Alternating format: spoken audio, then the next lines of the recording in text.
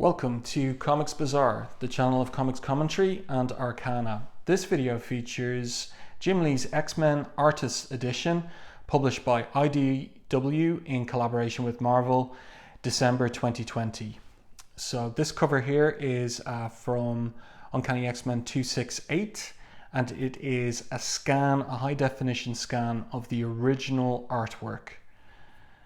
So let's open this one up, and the end papers here are a detail from the concluding splash page of Uncanny X-Men 269, showing Magneto obviously, but what's wonderful here is just at this scale you can see the level of detail in Scott Williams' inks over Lee's pencils. You can see some of the remains of Lee's pencils unerased in portions of the page. And you can see Williams using whiteout as well to create these highlights on Magneto's costume, as well as erasing some of those lines over his nose there. And you can see some of Tom Warzakowski's guidelines for his lettering too in the speech balloon. So this is the concept for these IDW artist editions. They get their hands on art contributed by the owners. This is a list of the owners of the art in this collection, and scan them in high definition, and then we are the beneficiaries of that forward here by Scott Williams, so that we get to see here the opening page from Uncanny X-Men 248, which was Jim Lee's first edition. First X-Men comic. There's a video on it on my channel, and we can see here the page itself as if we had it in front of us, and the artwork was produced 11 inches by 17, so 1.5 times up from how it was published, and we're seeing that at that scale here. The original scale, and so we can see the level of detail that Lee and Williams and his other inkers were working at when producing this artwork. So over the page here, and we've got this double page splash from the same issue, 248, and again just the level of detail is stunning, and we get to see here some of the level of detail of Dan Green's inks over Lee. As I said, at the scale that he produced those marks, like those hatch marks, on the shadows of this robot Wolverine. Okay, so let's keep going here. We've got a couple of pages from the Acts of Vengeance issues of Uncanny X-Men. This page here from 256, this particular page here from 258, and we can see the geotone beginning to age naturally enough, and discoloring over time. And you can see the discoloration of the pages themselves, like the yellowing here, that's foxing going on this page. But nonetheless, amazing to see these pages, as I said, as if we had them in front of us. I'm getting the little notes here, this one seems to have been it's signed by Scott Williams, and perhaps was being sold to this person here, Mario, perhaps. Little histories evident on the margins of these pages in terms of some of the messages that we can discern from them. Then we've got a couple of pages here from Uncanny X-Men 267. That was the Homage Studios Jam issue that was produced by Jim Lee, Whilce Portacio, and Scott Williams, and some of their helpers at Homage Studios in the course of 1 week, when they were helping out Bob Harris with a massive deadline crunch. And again, we see use of different media here, white media, corrections going on, and also Jim Lee revealed that when the deadline was really crunching them, they cut pages in half and were working on the same page at the same time. in the studio. So again, more pages from Uncanny X-Men 267. Again, we can see use of white media here, corrections. We can see the ink fading over time as well, and some discoloration on, in particular, the lettering. Because the lettering at this time was, in some cases, pasted onto the pages. In other cases, the lettering was made directly on the page. But here, obviously, because of the deadline crunch, Orzechowski was lettering separately, and then those letters were pasted down onto the artwork as it came to him, already inked, no doubt.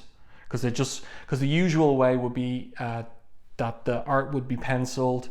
It would go to the artist, to the letterer, who would put the lettering down in ink, and also ink the panel borders, and then it would go off to the inker. So obviously there wasn't time for any of that with this deadline crunch. And again, these are pages from 267.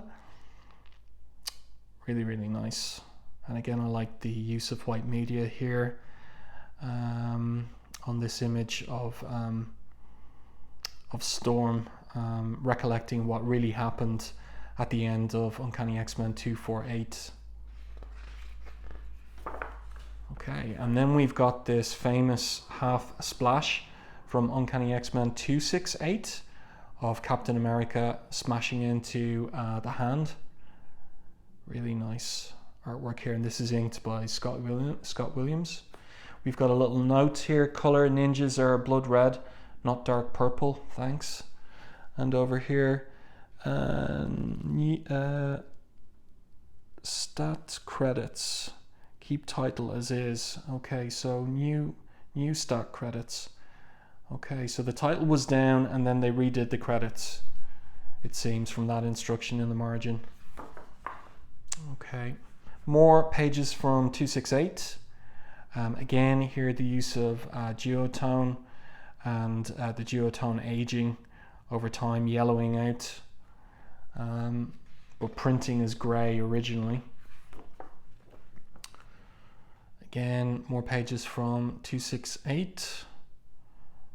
And a little dedication here to Mario again, whoever Mario is. Because of course a practice at the time in terms of the return of original artwork was such and such a percentage of pages would go to the writer, a certain percentage would go to the inker, and the majority would go to the penciler. So perhaps this was a page that went to Scott Williams and then he sold on to this person here.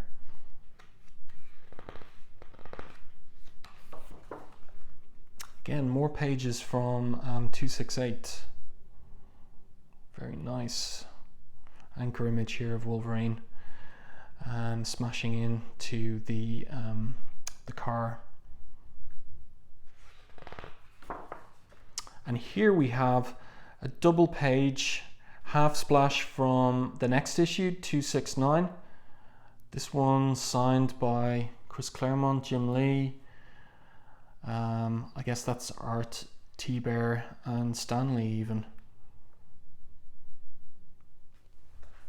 These pages are quite yellowed. And again, we see the title here of the issue pasted on. See some white media as well for corrections.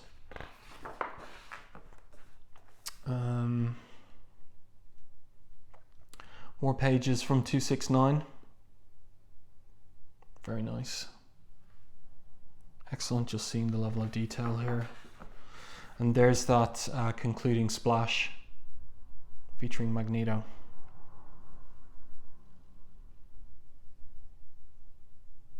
And we've got some pages from the Extinction agenda issues.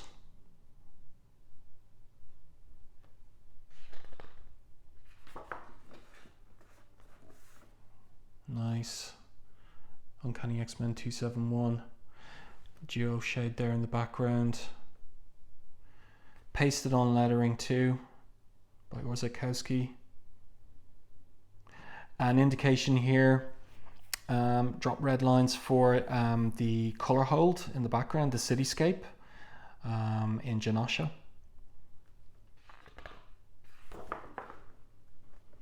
Again, more pages from Uncanny X-Men 271. Just great anchor images all over this. Stunning work. And Uncanny X-Men 272, double page splash of the X-Men and New Mutants and X-Factor in court in Genosha on trial. You can see also, of course, the pages have yellowed over time.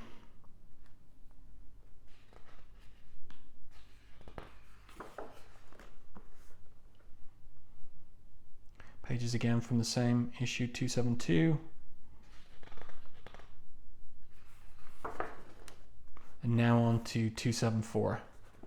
Now there was a little bit of information emerged in connection with the publication of the artist edition, and it was a fan on Twitter made a comparison between the printed version of detail from this part of the double page splash, and where the detail of Rogue's nose and outlines, the holding lines of her body had been lost in the published edition, and also the shading here, the shading lines inside Magneto's helmet, lost in the printed edition, but restored here by the scan from the original art. And Scott Williams chimed in on Twitter and revealed that what was at issue was Marvel's printing process from the mid-80s into the 90s,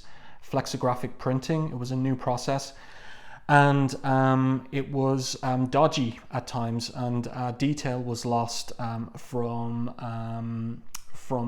the art that was being produced with like really fine lines, such was Williams's inking style.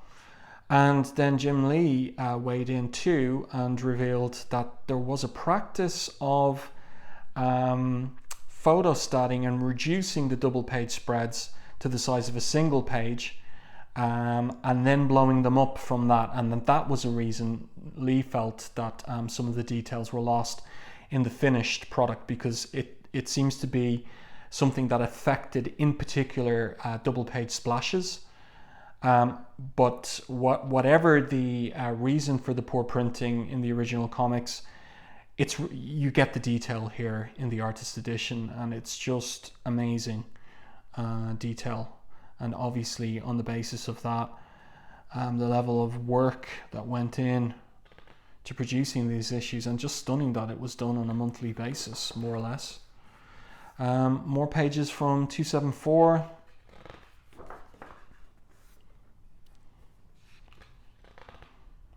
Very nice paste ups here going on with the lettering.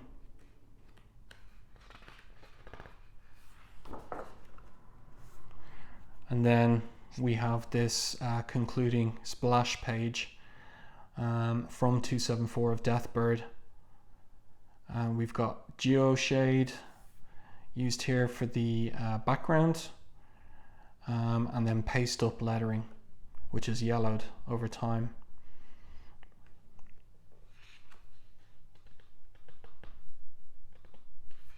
Very nice. So the splash here from Uncanny X-Men 275, the triple-sized issue. More pages from 275. Pages from the Savage Land portion of the issue.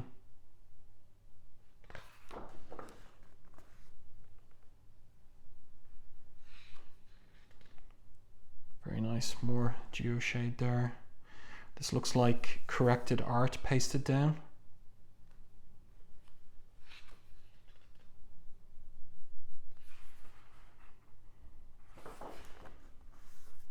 Then on to issue 276. You can see the pencils here. Geoshade. I like this, the geoshade here. I like the way that it printed ultimately.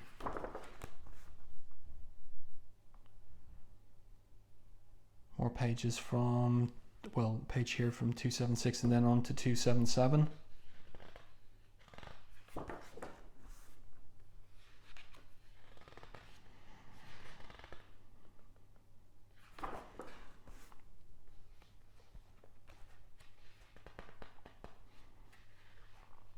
Interesting that this seems to have been colored on the page. And then it seems that we have got, oh yes, this is a page from the last page of 277. And then there is a, I'm not going to be able to show all of this, but yeah, we have got the original pages from the cover to X-Men #1 here as a gatefold. And also here another triple gatefold image of the X-Men by Jim Lee from the Australian Outback era.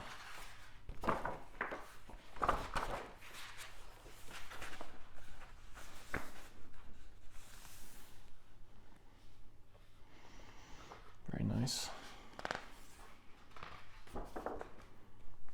A promo piece for X-Men #1 that went back to Jim Lee.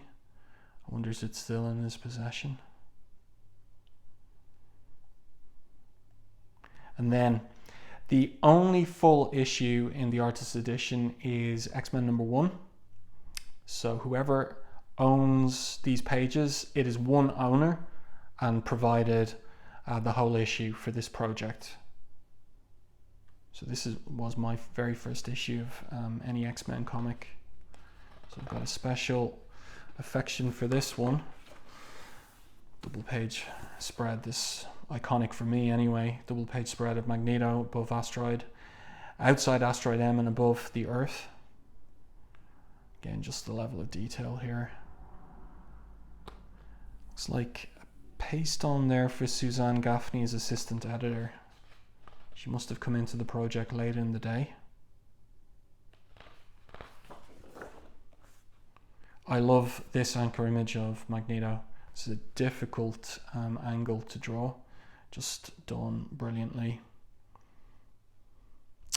Paste on lettering too. Geotone there. Now this is another one of those double page splashes that is much superior in the artist edition, scanned from the original art. A lot of this detail was lost in the printed edition. So yeah, especially the X-Men on screen here have a lot of sketchiness to them in the printed version. And also this is a bit sketchy of the X-Mansion as well. So superior here in the artist edition.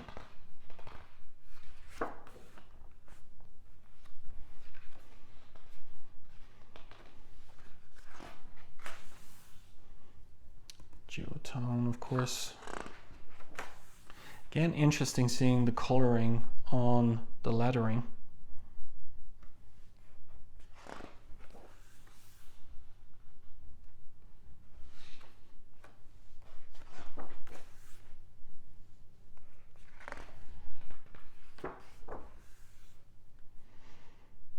Some white out there.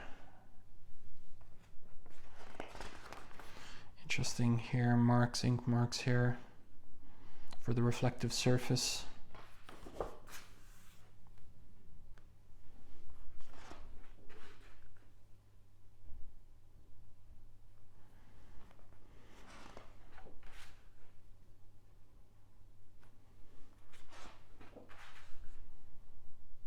You can see the construction lines here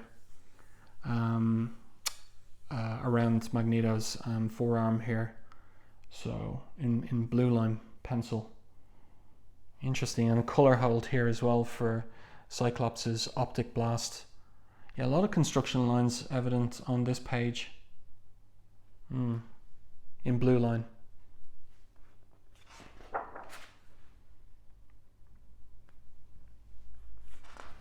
I always like this image. One of the nuclear missiles going off. This is excellent as well. And again, interesting mark making here, like dry markers for the reflective surface.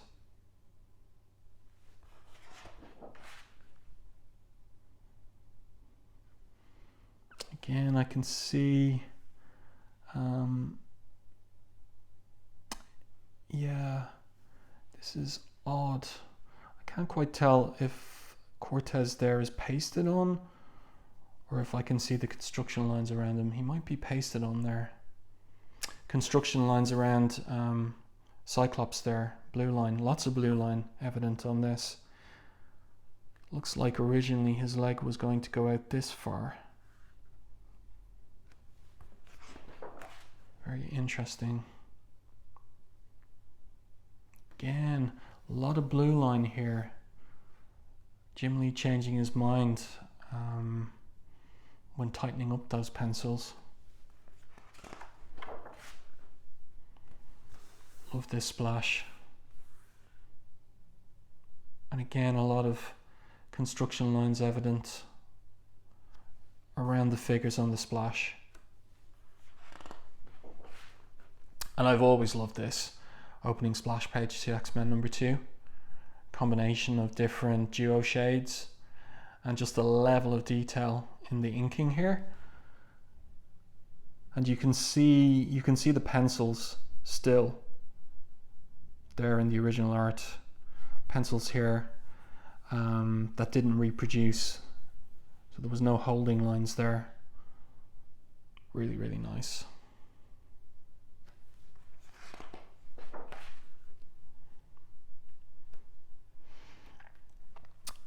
Interesting use of white media here to suggest the light coming through the shutters.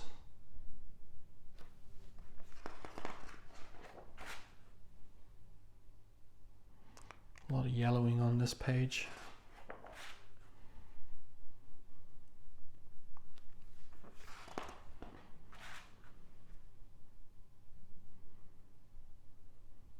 Pasted on lettering here.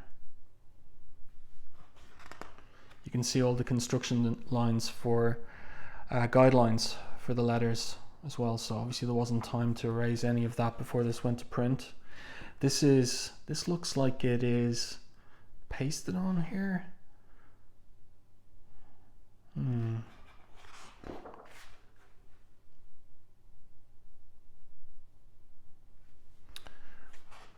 Art now from X-Men #4, so this is after Claremont left. Nice use of geoshade there. Always like that as well. Whereas Scream being the panel borders of what you see. So is this pasted on? Seems to be.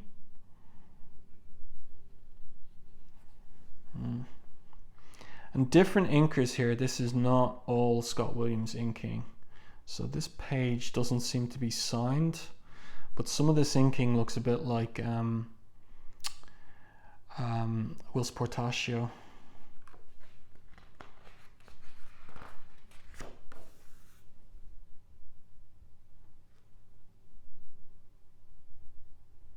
Again, this is guidelines for a color hold here.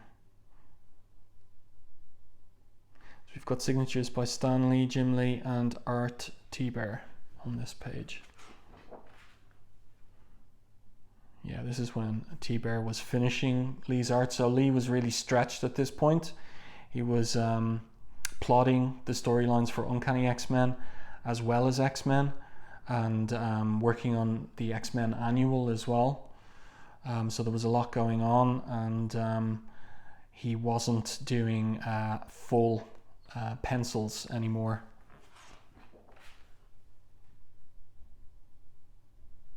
Still, the art is pretty dynamic. Pages here from X-Men number 8, when we got to see Lee's version of Bishop. Team shot here.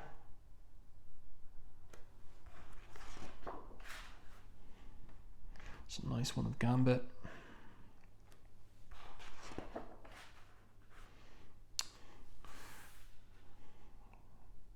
This is X-Men number 9, featuring the Brood possessed Ghost Rider. It was a crossover with the Ghost Rider series at the time.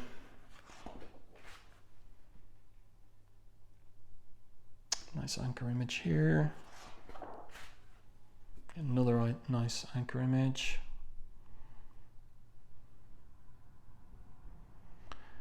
Now art from the tail end of Jim Lee's run, X-Men issue 10.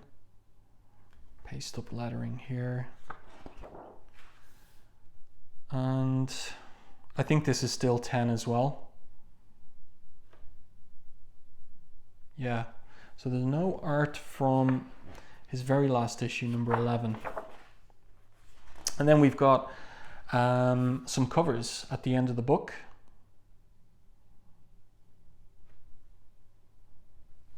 Very nice.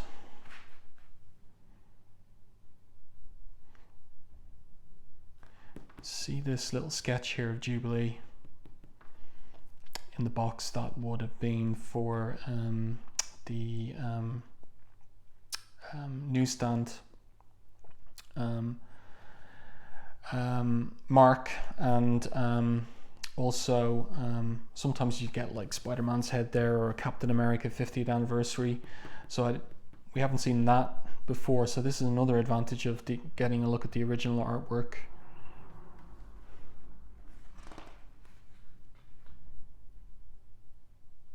Looks like this went, that can't be right, 1986? No, it's something else.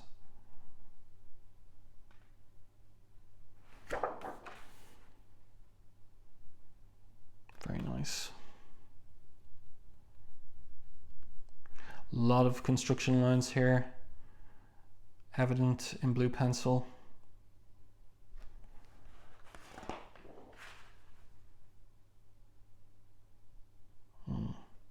I love this cover. I've got a t-shirt with this cover. Really nice. Wolverine versus Omega Red.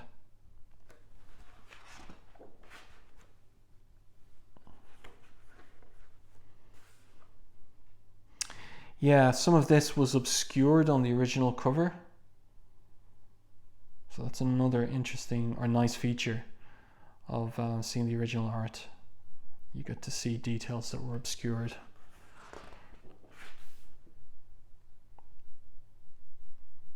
And that is the cover of X-Men number 11, Lee's last issue. So a team shot of the blue team. Nice. And then some other bits and pieces.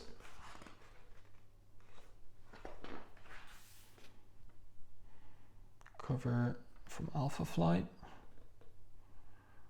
Some bits to do with the trading card series.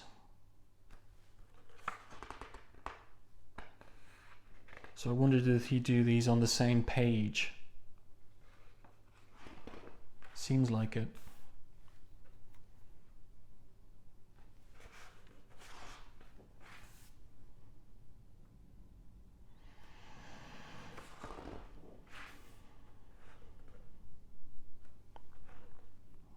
Magneto. Excellent. Really nicely done.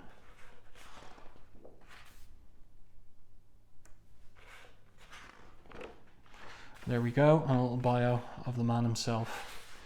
And then the last end pages, a close-up of Wolverine from X-Men Volume 2, Number 1. You can see the duotone in the background there. Again, that level of detail in the art and inking by Scott Williams. We can see some of the blue line pencils, the construction lines there. Really, really nice stuff. Just a superb edition of the Jim Lee Artist Edition. If you can afford it, maybe get it for Christmas. I think it's a really, really great book to have, and lots of pleasure to be had turning the pages. I hope you enjoyed this video. If you did, please like it, and if you haven't done so already, subscribe to the channel for more content like this.